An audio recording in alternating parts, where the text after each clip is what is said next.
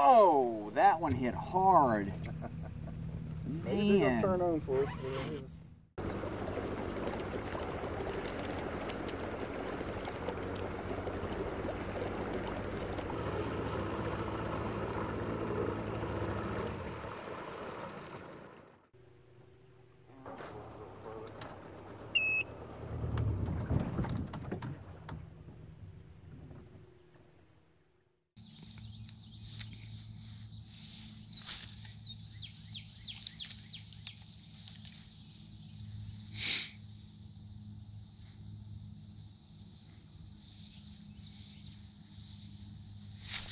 There he is.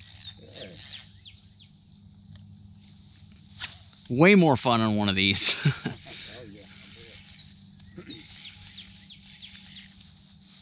Oh, man.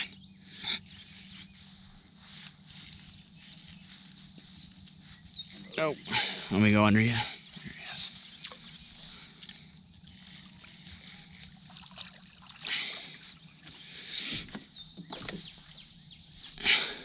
Ooh. 20, I think. Yeah, 22. Oh, good grief.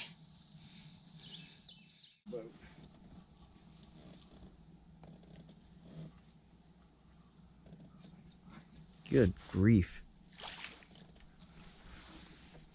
You said, are you going out that way, to the left of it? No, to the right. To the right of it? Oh, well, look at my amazing accuracy. Went to the left anyway.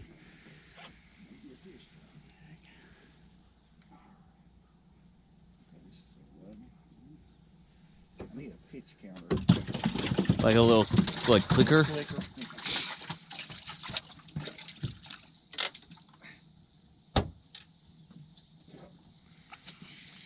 Yeah, that guy's got some. He's in Alaska a lot. Up in the north. Yeah, yeah. Wow, did you see the one where the moose ran over him? Yes. You know. There it is. I'm sitting there. Go ahead. No, you're good. Go ahead. I'm sitting there watching him, and he's walking up on that moose. I said, "You're an idiot." Because I've hunted long enough to know you did. That's not something you do. No. So I got finished. I said, "Did he do that on purpose just to get an action shot? Because that's pretty risky." Deer are terrifying. Oh, I'm telling you. When I worked at the zoo, they had a small whitetail deer, like a little one. That was like a rescue, I think, and they decided to house it in the petting zoo area, and it beat the crap out of a kid's face, like just reared up and just like smacked the kid. Yep. And they're like, okay, that's a bad idea. Okay. Oh, I missed another one. They're stacked in. I'm glad I upgraded. I'm glad I upgraded from the really light one.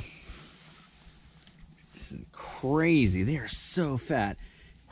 That's good. You cut them open, it'll be all Yeah, I wanna try my best. I brought an ice chest. I wanna try my best to save that fish roe if I can. Try that.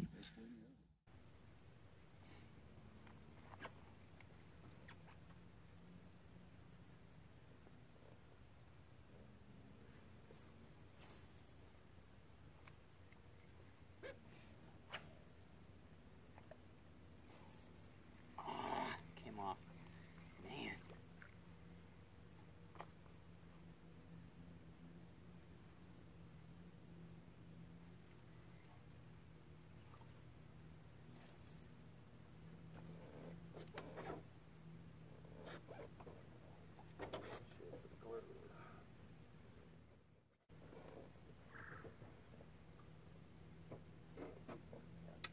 Whoa, that one hit hard.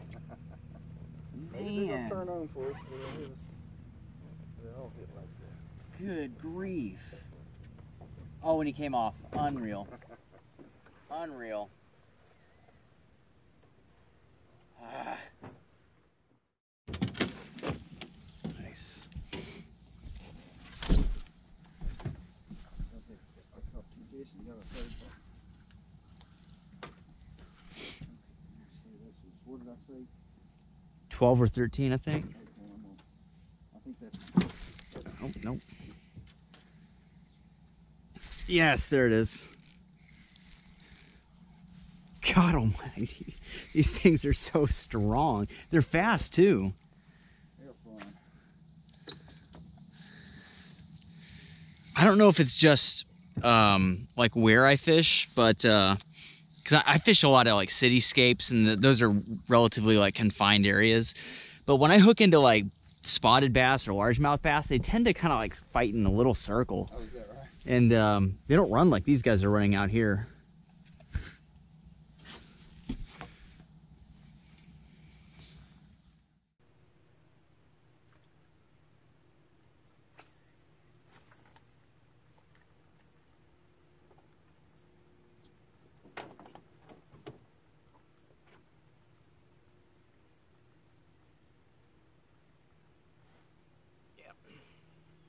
Got it?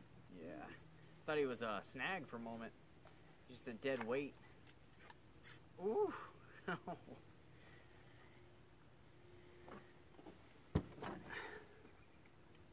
Man, guys, look at the bend. I know I'm using microlight tackle, but just putting an umbrella U in this thing.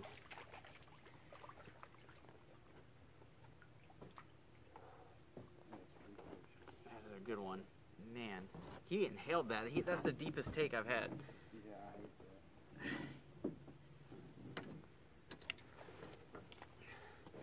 I hate that. He just absolutely swallowed that.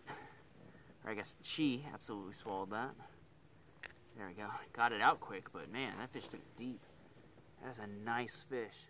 Look at I that. think that's 24. This is a limit. This is a 2-man limit here. Look at that. That's a monster. 1, 2. That is a big fish.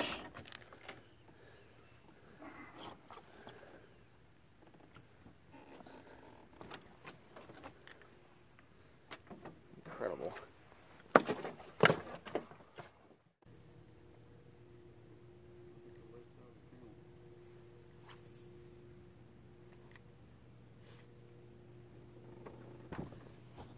Oh, tried to adjust the camera and I got one. Man.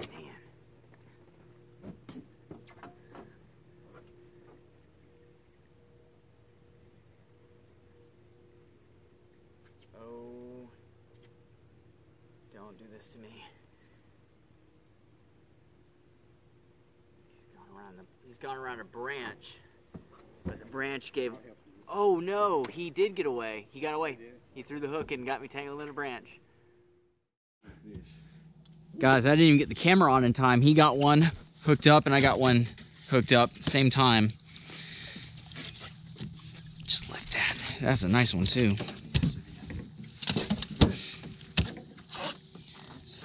Ooh. Woo. 23? Is that I was gonna say that it is pushing a limit, that's for sure. A person's limit. Are you keeping any? Me? Yeah. Oh, I don't need to. Gotcha. I got half of what we caught yesterday.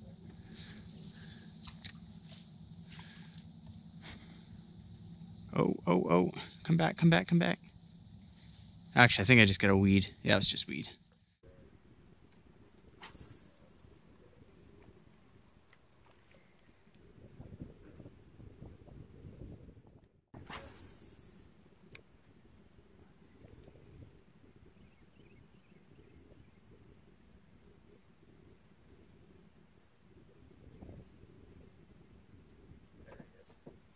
Nice. Oh, didn't know he's still on.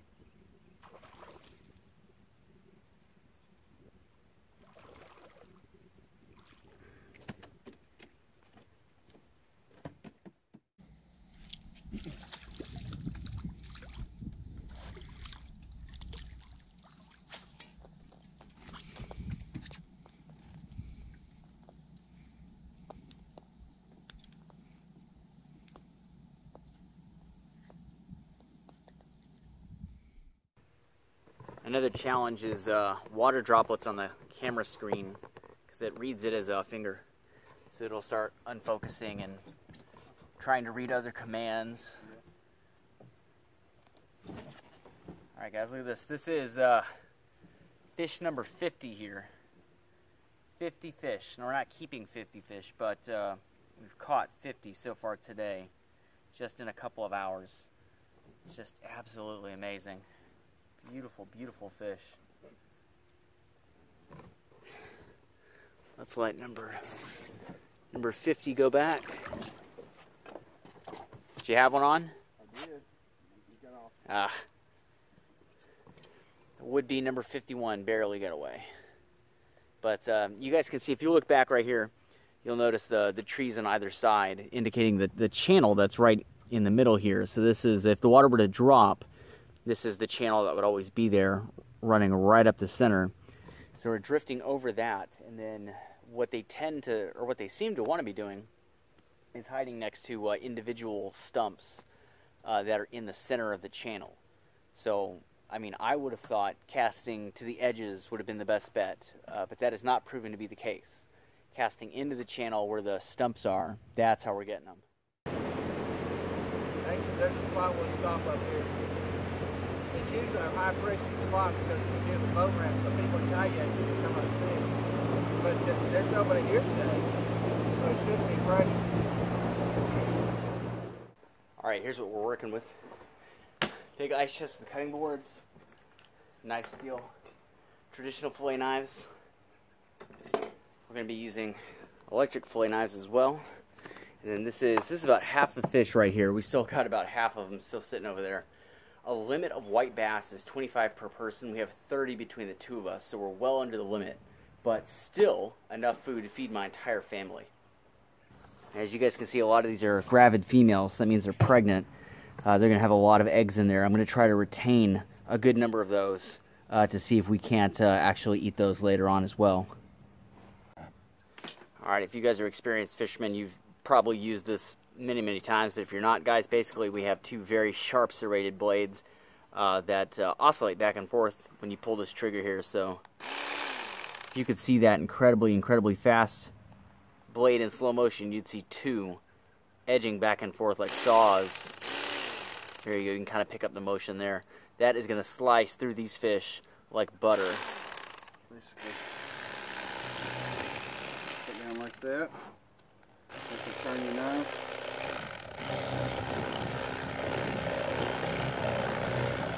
Shouldn't be this hard. Let me make sure I hadn't. Like that. Flip that over so you see they're full of eggs. Oh wow.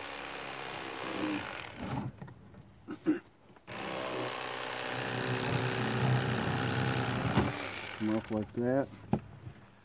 You've got a rib cage in here that's got to go. And then you've got the red meat you got to cut out. Okay. I find it best to just pile these up and do it when you get finished.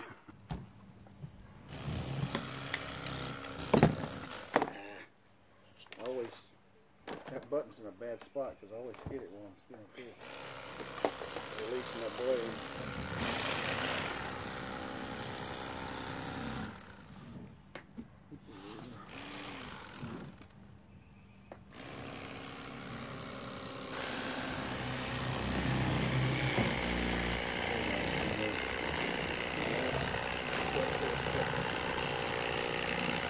You're going to make this a huge mess. Don't worry about it. We'll clean the mess up when we get finished.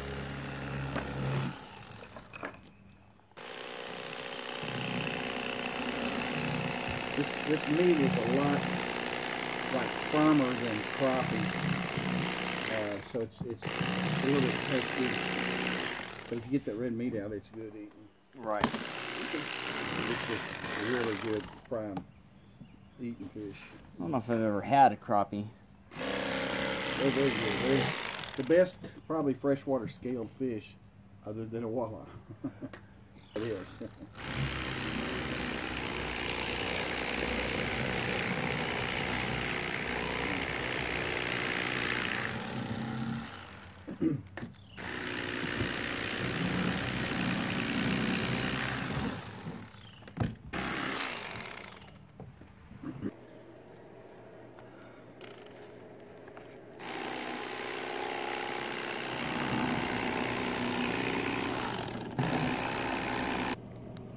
There we go. Look at all that. Those are all eggs.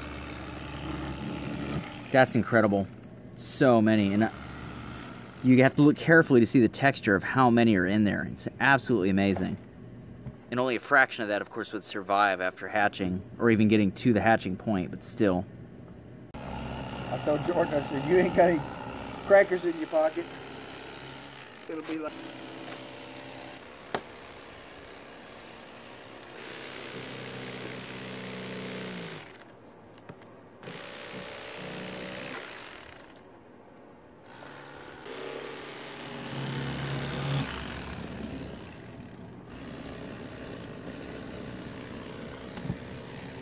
Good sized amount of fish. I mean, that is going to feed a lot of people. When you consider everything else that we'd be serving with that, that is an enormous amount of muscle right there. Really, really tasty stuff. And then just for the heck of it, because I thought, why not, I saved a whole bunch of the fish roe. There's got to be something we can do with that. I'm going to look up a recipe or a method of preparation. So many cultures around the world just have such a high value on fish eggs. There's no reason that white bass wouldn't also be worth a try. Look at that. You know, amazingly, it doesn't smell like fish. It actually smells like the water, which is always a good sign. Your fish shouldn't taste like fish. It should taste like the water that it comes from, and the water it comes from should be clean. Tell you what, let's be adventurous. I'm actually going to have a go at this right now.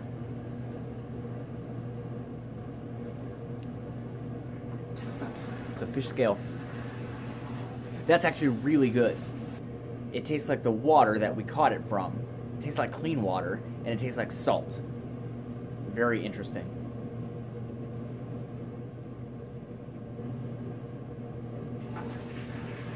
Yeah, that's not bad at all. The natural reaction is to gag because you think you're not supposed to be eating it.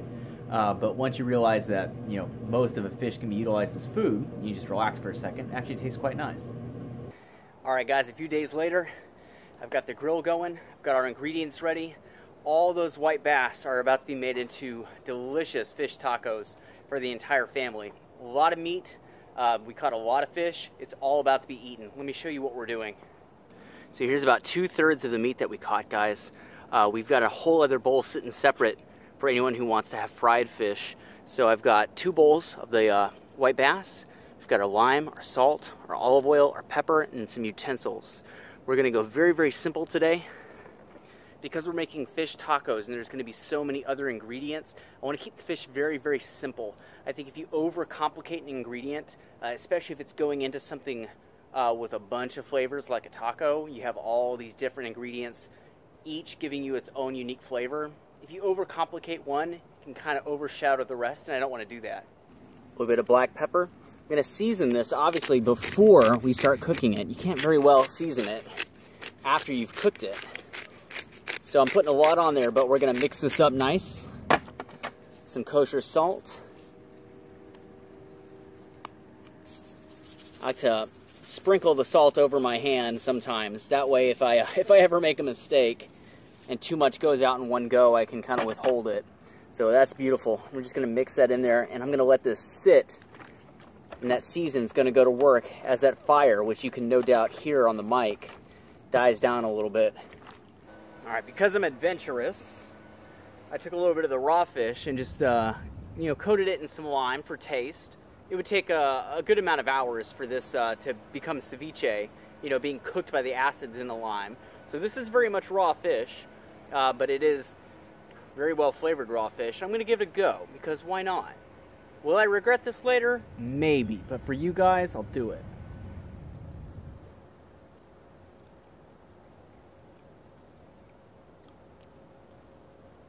It's not bad at all.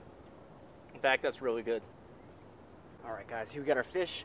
The fish itself is oiled, as well as the cooking surface we're putting it on. Nice and hot. You guys can hear a bit of a sizzle starting. I got to do this fast.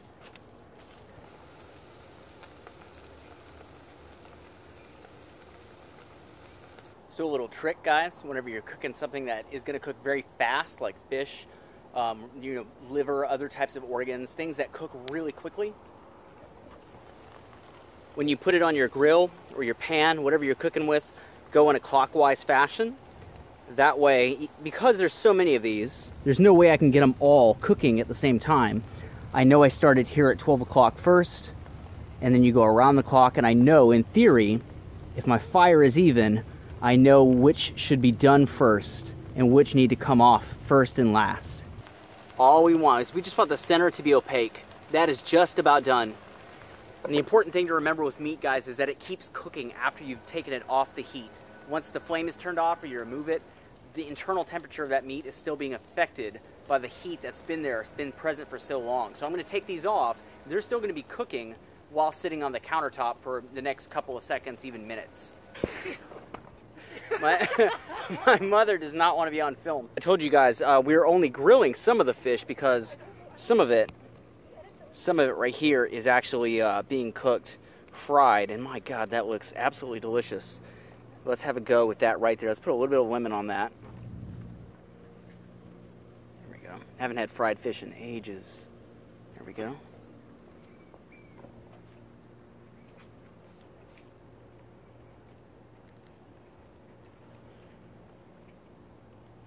That's amazing. That is really, really good. I'm a little worried mine is not going to hold up now. All right, here's what we're doing. All right, corn and flour. Simple, guys, I'm simple. I want a little bit of these onions and peppers on here, not too many. All right, let's go. Use a little bit of mine on the flour. And then just one of hers, which I'm telling you is delicious, on the corn. I'm going to use one of these lime wedges and just squeeze a little bit of this on there. On both. I'm going to put a little bit of this on here, guys. I don't know what this tastes like. It's just lying around. I know I'm supposed to taste everything I cook with before you use it, but let's be adventurous. I've already eaten raw eggs. How much worse can Marie Sharp's hot sauce be? Alright, taco's done. Just gonna do a quick taste test.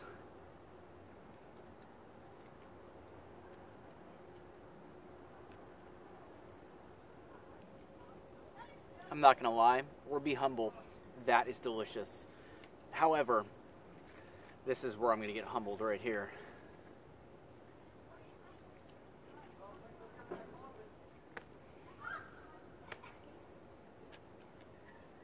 Mom's cooking always wins, and it always will.